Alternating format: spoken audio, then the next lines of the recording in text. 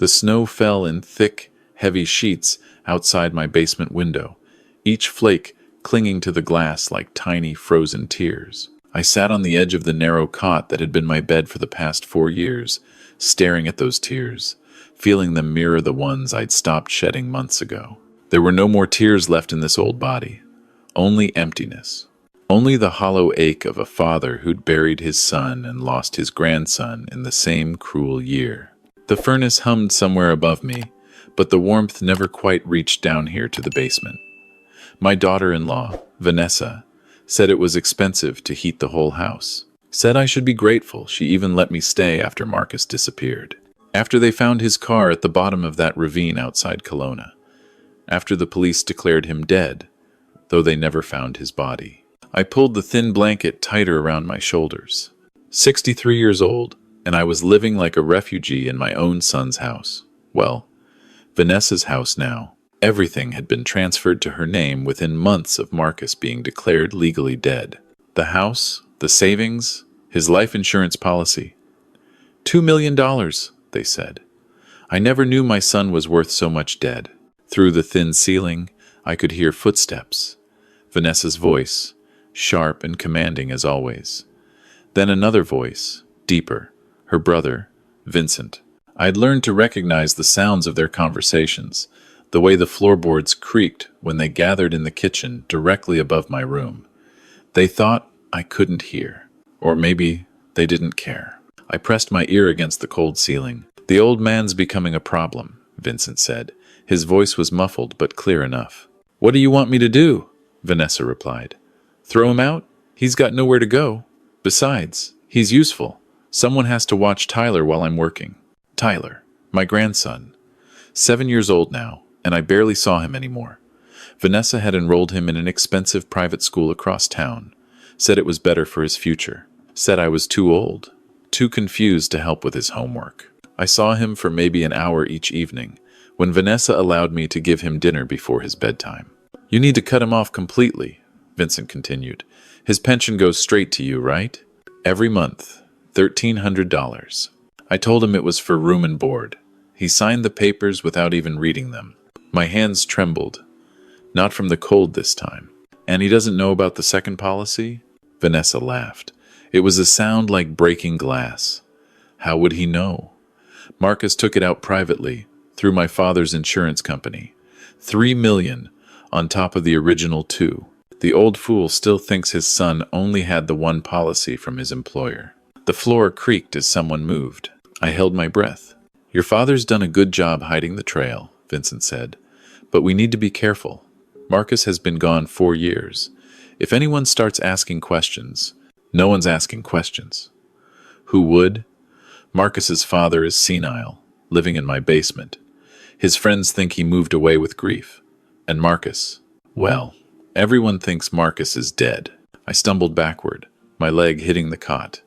The metal frame screeched against the concrete floor. The voices above went silent. My heart hammered against my ribs. 73 years old, and my heart was pounding like I'd run a marathon. Marcus. They were talking about Marcus. And they were talking about him like he might not be dead. Footsteps thundered toward the basement door. I threw myself onto the cot, pulled the blanket up to my chin, and closed my eyes. Pretended to sleep. Pretended I was just a confused old man who couldn't hurt anyone. The door opened. Light spilled down the stairs. Dad? Vanessa's voice dripped with false concern. Are you awake? I didn't move, kept my breathing steady. In, out, in, out. She stood there for what felt like an eternity. Then the door closed, and I was alone in the darkness again. But I wasn't the same man I'd been 5 minutes ago. For 4 years, I'd believed my son was dead. For 4 years, I'd mourned him, missed him, felt the world collapse around me. I'd given up my apartment, my independence, my dignity, because I thought I had nothing left. Thought I should be grateful. Vanessa even gave me a roof over my head while I raised her son. But if what I'd just heard was true, if Marcus was alive, I waited until the house fell silent. Until I heard Vanessa's bedroom door close upstairs, heard Vincent's truck rumble out of the driveway. Then I sat up, my mind racing through possibilities. Where would I even start? I had no money of my own. Vanessa had convinced me to sign over my pension, said it made things easier, less complicated. I had $13 in my wallet, no car, no phone except the old flip phone Vanessa had given me, which barely worked and she monitored anyway. I was trapped. The next morning, I woke to the sound of Tyler's school bus pulling away. Vanessa worked at a law firm downtown, didn't come home until 6 in the evening. That gave me hours. Hours to think, hours to plan. I climbed the stairs slowly, my knees protesting with each step. The house was immaculate, as always. Vanessa had hired a cleaning service, paid for with Marcus's insurance money, she said. I wasn't allowed to touch anything in the main rooms. My job was to stay in the basement, come up only to prepare Tyler's dinner, and return to my room. But today, I went to Marcus's old office. Vanessa had turned it into a storage room, filled with boxes of things she said she'd deal with later. I opened the first box. Old photographs. Marcus as a boy. Marcus graduating university. Marcus and Vanessa's wedding. Marcus holding baby Tyler in the hospital. My hands shook as I picked up the wedding photo. My son looked so happy, so full of life. How had this happened? How had I missed the signs? I searched through box after box, looking for anything, any clue. Then, at the bottom of the last box, I found it. A folder, tucked beneath old tax returns and forgotten bills. Inside were insurance documents. The first policy, the one I knew about. $2 million from Marcus's employer, paid out to Vanessa 18 months after he was declared dead. And beneath it, a second set of documents. A private policy, $3 million, taken out just 6 months before Marcus disappeared. The beneficiary, Vanessa Harper. The insurance company, Harper and Associates Insurance Limited. Harper, Vanessa's maiden name. Her father owned the insurance company. I photographed the documents with the ancient flip phone, my fingers clumsy on the tiny keys. The images were grainy, barely readable, but they were something. Evidence, proof. Then I heard it. A car door slamming outside. I looked out the window. A black Mercedes sedan sat in the driveway. Not Vanessa's car. Someone else. I shoved the folder back into the box, my heart racing. Footsteps on the porch. The doorbell. I stood frozen in Marcus's office, unsure what to do. The doorbell rang again. Then a knock. Then a voice. "Grandpa, I know you're in there. It's Sophie." Sophie. Marcus's daughter from his first marriage. Tyler's half-sister. She'd been 12 when Marcus disappeared, living with her mother in Vancouver.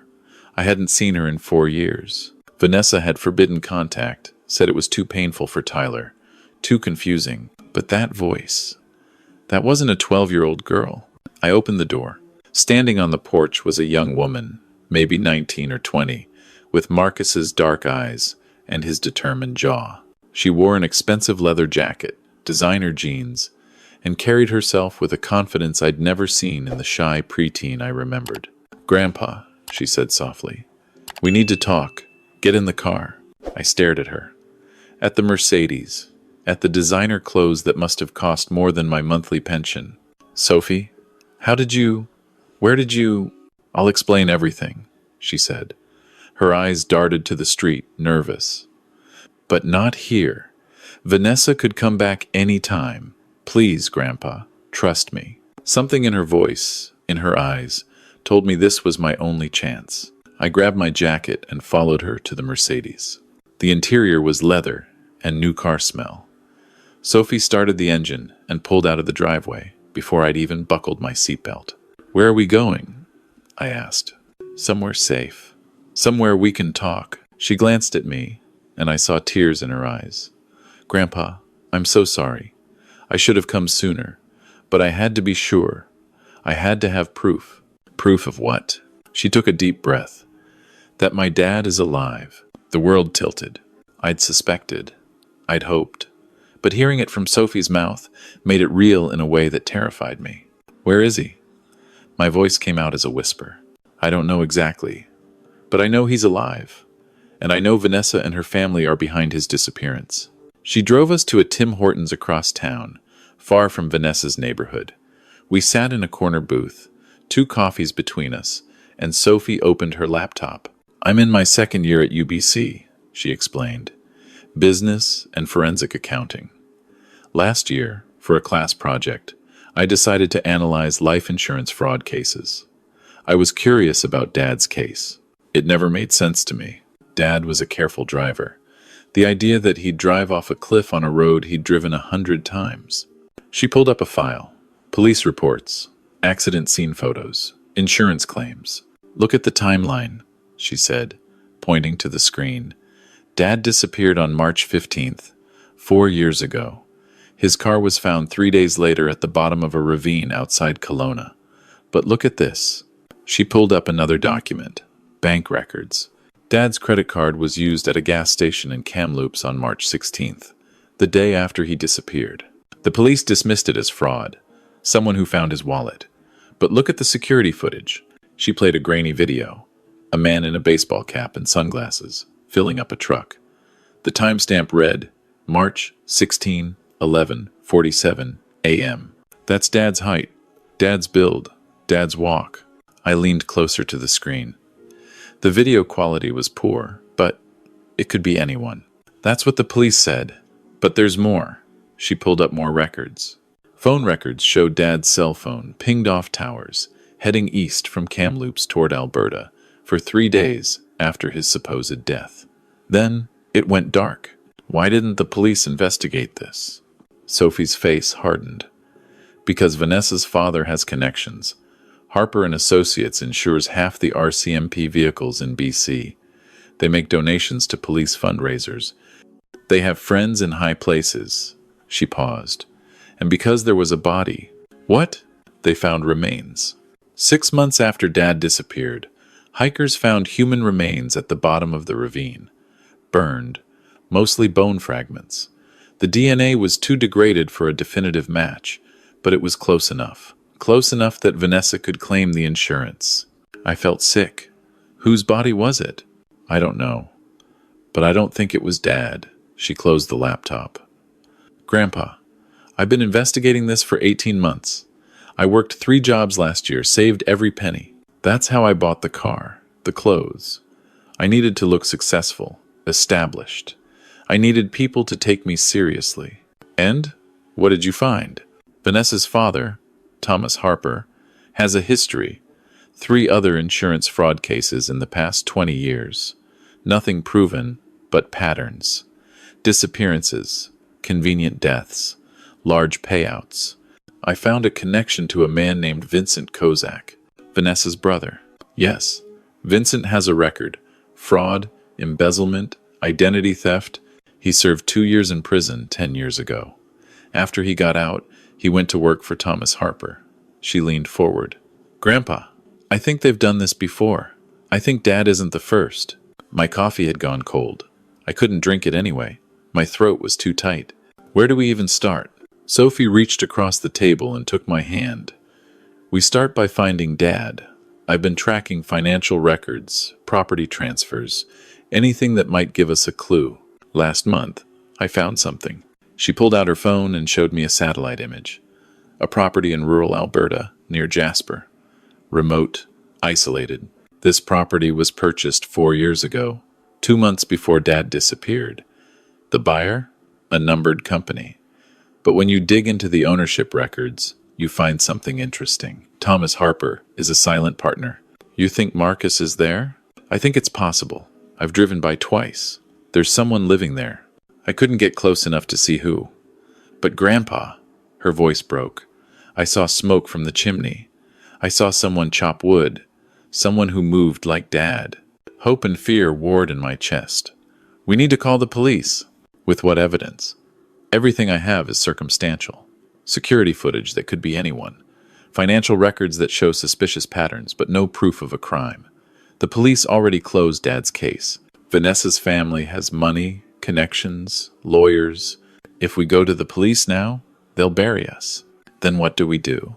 Sophie's eyes met mine, and I saw Marcus in them. Determined, stubborn, brave. We go there. We find out the truth.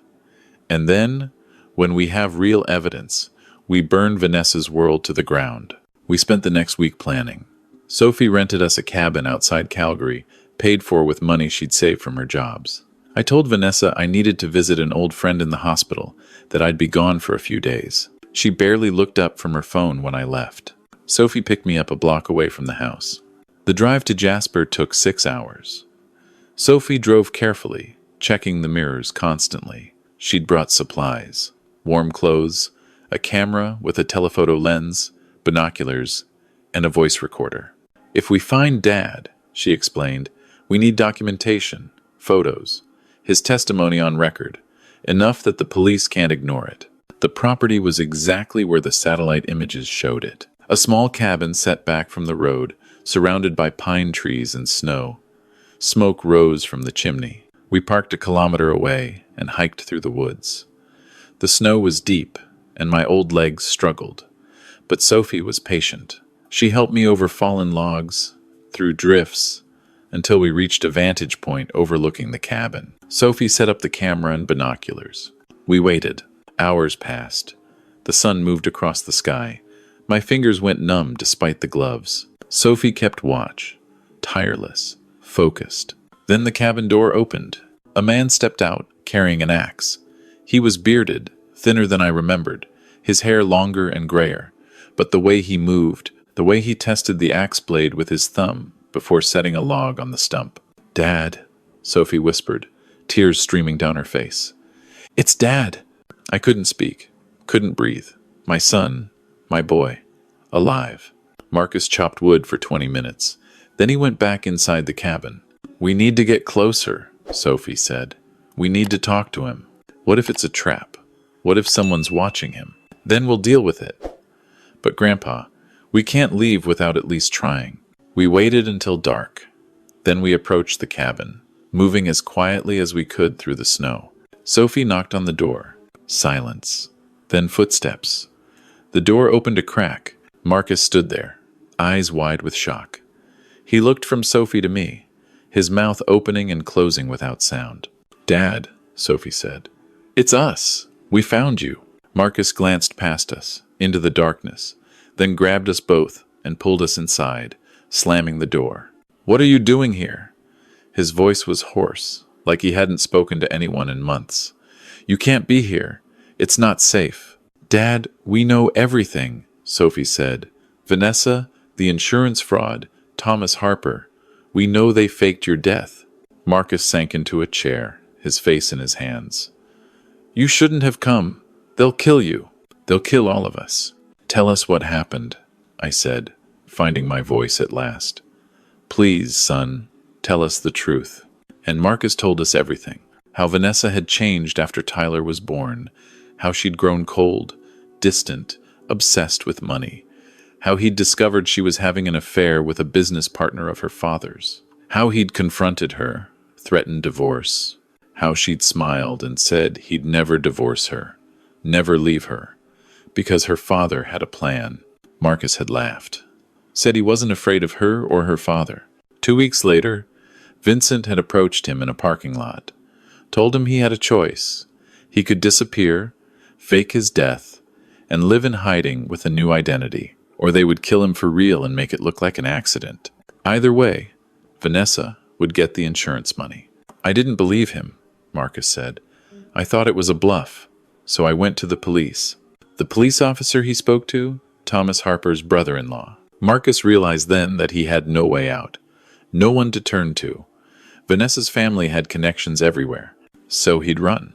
They'd staged the accident, burned someone else's body, collected the insurance, and Marcus had been living in this cabin ever since, with a new name, a new identity, too terrified to leave, too ashamed to contact anyone he loved. "They told me if I ever tried to come back, they'd kill you," Marcus said, looking at me. "They'd kill Sophie. They'd make it look like accidents, just like they did with me. So I stayed here. I thought I was protecting you." Sophie was crying openly now. "Dad, we can fix this. We have evidence. We have your testimony. We can go to the police." "And what? Hope they believe us? Hope Thomas Harper doesn't have them in his pocket too?" Marcus shook his head. "I've been trying to gather evidence for 4 years. I've got nothing. Harper's too careful. Vincent's too smart. And Vanessa, he laughed bitterly. Vanessa's a lawyer. She knows exactly how to cover their tracks. Then we make them confess, I said. Both Marcus and Sophie looked at me. How? Marcus asked. I thought of the past 4 years. The basement room, the cold, the humiliation, the way Vanessa had stripped me of everything. My home, my dignity, my pension, my grandson. I go back, I said. I tell Vanessa I know everything, that I have proof. I wear a wire, record her confession. Grandpa, that's too dangerous, Sophie protested. What are they going to do? Kill me? I'm 73 years old. I've got maybe 10 good years left. But you two, I looked at Marcus, at Sophie. You've got your whole lives ahead of you. I won't let them take that away. We argued for hours, but in the end, they knew I was right. Sophie had contacts through her accounting courses. She knew someone who worked in criminal law. We reached out carefully, quietly, found a lawyer who specialized in fraud cases, who had no connection to Thomas Harper. The lawyer, a woman named Patricia Chen, listened to our story, looked at Sophie's evidence, looked at Marcus, alive and terrified. This is big, she said finally. If we can prove fraud on this scale, we're talking about criminal charges for everyone involved. Vanessa, her father, Vincent. But we need a confession. We need them on record admitting what they did. She gave me a wire, a tiny recording device that fit under my shirt. The moment they threaten you, the moment they admit to the fraud, we'll have them, Patricia said. But you have to be careful. These people have already killed once. They won't hesitate to do it again. I went back to Calgary, back to Vanessa's house, back to my basement room. Vanessa barely acknowledged my return. Have a nice visit with your friend? She asked, not looking up from her laptop. Yes, I said. Very enlightening. I waited 3 days, let her think everything was normal. Then, on Sunday morning, when Tyler was at a friend's house and Vanessa was alone in the kitchen, I confronted her. I know Marcus is alive. She froze, her coffee cup halfway to her lips. Then she set it down carefully, her face unreadable. Excuse me? I know about the insurance fraud. I know about your father's company. I know about Vincent. I know everything. Vanessa laughed. You're senile, old man. Marcus is dead. Then why did his credit card get used the day after he supposedly died? Why did his phone ping off towers for 3 days after the accident? Why is there a cabin in Alberta registered to one of your father's companies? Her face went pale. You have no proof, she said. I have enough. I pulled out my phone, showing her the photos of the insurance documents. And I have a lawyer. Tomorrow morning, I'm going to the police. I'm going to tell them everything. And I'm going to make sure you and your father spend the rest of your lives in prison. Vanessa stood slowly. You stupid old fool. Do you have any idea what you've done? She pulled out her phone and made a call. Vincent? We have a problem. The old man knows. She listened for a moment, then looked at me with cold eyes. He's coming over. We're going to talk about this. All of us. And you're going to tell me exactly who you've talked to, what evidence you think you have, and how we're going to make this go away. 20 minutes later, Vincent arrived. Then Thomas Harper, Vanessa's father. They all sat around the kitchen table, looking at me like I was an insect they were deciding how to squash. Here's what's going to happen, Thomas said. His voice was calm, reasonable, the voice of a man used to making problems disappear. You're going to forget everything you think you know. You're going to live out the rest of your days in that basement, grateful we even give you a roof over your head. And in exchange, we won't kill you and dump your body somewhere no one will ever find it. You can't threaten me, I said, my voice shaking but determined. I've already told people. If anything happens to me, they'll know. Vincent leaned forward. Who? Who did you tell? That granddaughter of yours? Sophie? He grinned. We know all about her little investigation. We've been watching her for months. One phone call, and she disappears just like Marcus did. You killed someone, I said. You burned a body and claimed it was Marcus. Whose body was it? Thomas waved a hand, dismissively. A homeless man from Vancouver. No one who mattered. No one who'd be missed. You're monsters. We're survivors, Vanessa said. And you're nothing. A confused old man with no proof, no credibility, and no power. So you're going to shut up, go back to your basement, and die quietly. Or we'll make you die loudly. The front door burst open. Police officers flooded the kitchen. Patricia Chen was with them, and behind her, Sophie. "We got it all," Patricia said, holding up a recorder. Every word. Thomas Harper's face went from confident to terrified in seconds. Vincent tried to run but was tackled by 2 officers. Vanessa just stood there, frozen, watching her world collapse. They arrested all 3 of them, charged them with insurance fraud, conspiracy to commit murder, unlawful confinement, and a dozen other crimes I couldn't keep track of. Sophie and I drove back to Alberta that night. We brought Marcus home. He cried when he saw Tyler again. His son had grown so much in 4 years. Tyler was confused at first, scared of this bearded stranger. But slowly, carefully, Marcus reintroduced himself, explained in terms a 7-year-old could understand that he'd been on a long, difficult journey, that he'd missed his son every single day, that he was home now, and he'd never leave again. The trial took 8 months. In the end, Thomas Harper was sentenced to 15 years for fraud and conspiracy. Vincent got 12 years. Vanessa, because she'd cooperated and testified against her father, got 8 years. The insurance companies had to pay back Marcus for the policies. The house, the money, everything was returned to him. Vanessa's fancy law firm career was destroyed. Her family's reputation was ruined. Marcus didn't keep the money from the insurance fraud.